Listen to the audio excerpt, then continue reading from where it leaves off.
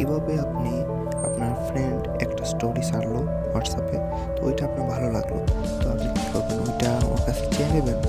চাওয়ার দরকার কি, আপনি চাইলে ওর স্ট্যাটাসটা আপনি বা ওর পিকচার বা ওর ভিডিওটা আপনি ডাউনলোড করতে পারবেন। তো ডাউনলোড করার জন্য একটা অ্যাপস রয়েছে প্লে স্টোরে, স্ট্যাটাস সেভার। এটা আপনার প্লে স্টোরে সার্চ মারলে পেয়ে যাবেন, আর আমি আপনাদেরকে স্ক্রিনে এখন দেখিয়ে দিব।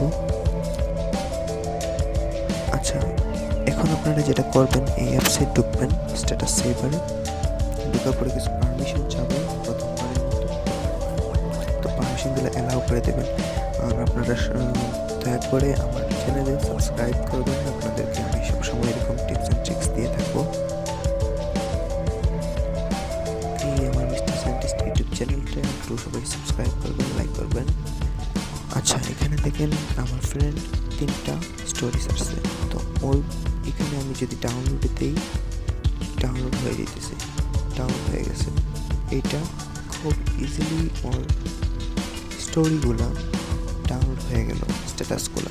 এখানে ভিডিওস দেখলে এখানে একটা ভিডিও আছে, ভিডিও ডাউনলোড হয়ে গেছে। এরকম আসলে এই ডাউনলোড করতে পারবেন খুব ইজিলি।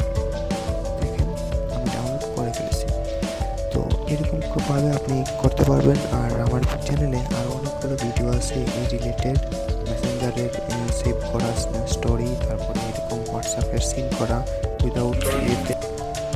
সো গাইজ, আজকের মতো এইটুকুই। আল্লাহ হাফিজ, tata, bye bye, see you.